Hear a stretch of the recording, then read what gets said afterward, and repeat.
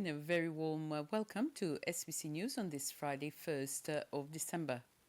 The Secretary General of the United Nations, Antonio Guterres, has said that renewable energy is the key to resolving the climate change issue, and by 2040-2050, fossil fuel should not be in the picture.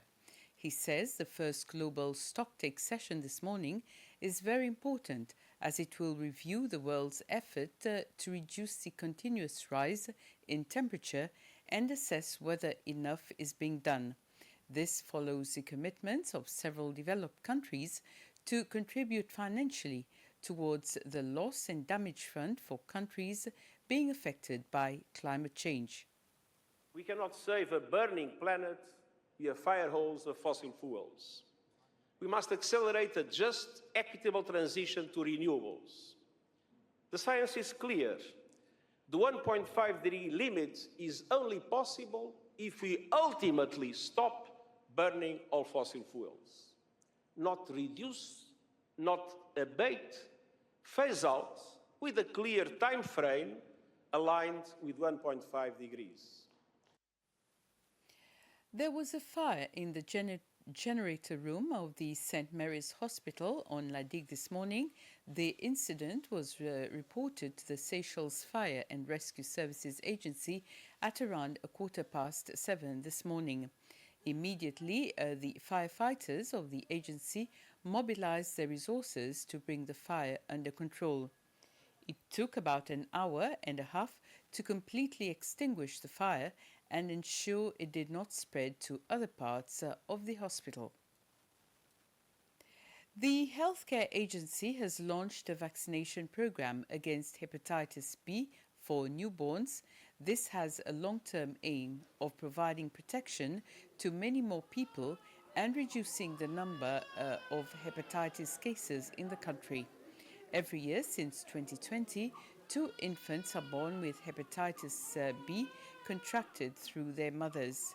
The Family Health Program Director, Vérène Lumarie, said there was no cure for hepatitis B and vaccination is the only sure protection against the virus. Seychelles, as a small island state, has not been spared from hepatitis B infections in newborns.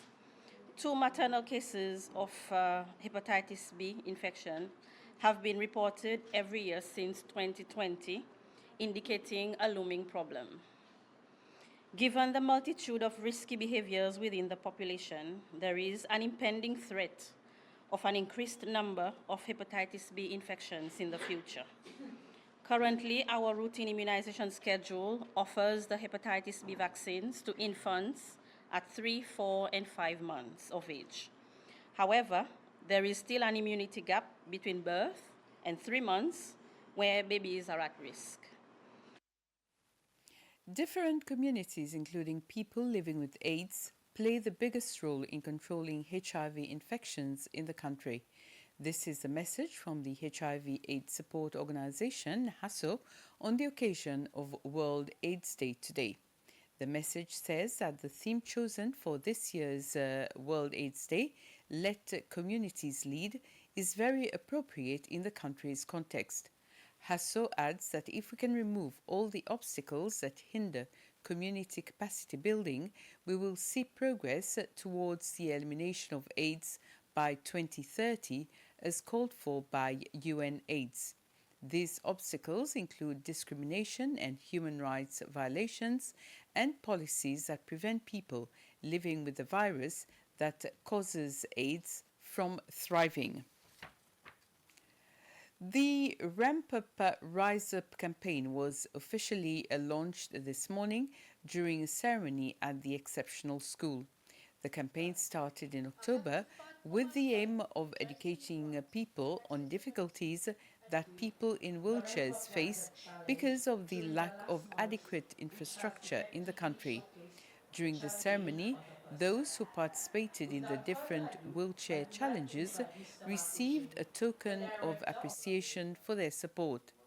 The Lions Club of Seychelles also donated wheelchairs to people who need this support.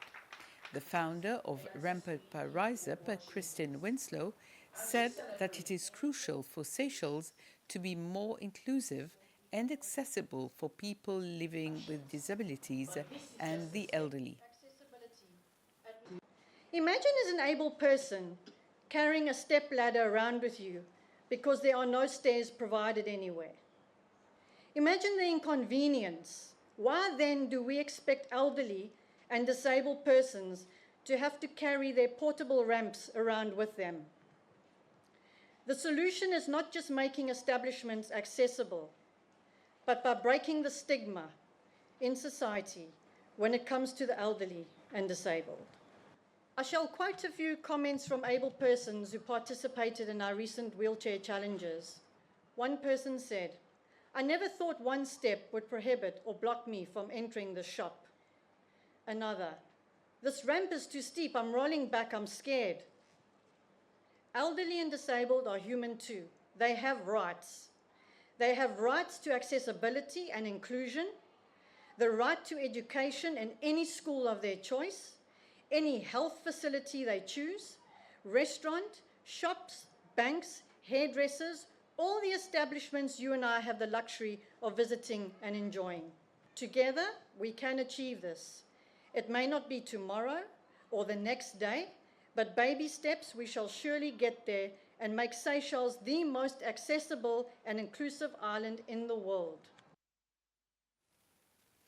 The Seychelles Park and Garden Authority, the SPGA, is in discussion with other agencies regarding security and protection measures after the incident that happened yesterday morning at the Botanical Garden, where all 5 ducks and peacock, which were housed within the garden, were attacked and killed by dogs. This is the second incident of its kind to happen at the Botanical Garden.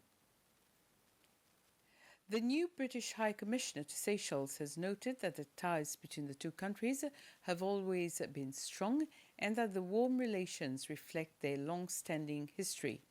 High Commissioner Jeff Gleckin made the comments during a courtesy call on the Speaker of the National Assembly, Roger Mancienne. He discussed continuing the work of his predecessor, such as the promotion of democracy and good governance. Speaker Mancienne remarked that areas of engagement between the UK and Seychelles include the close relationship developed with both the UK Parliament and the Commonwealth Parliamentary Association. I'll be back at 8 with the news in Creole. Have a very pleasant evening.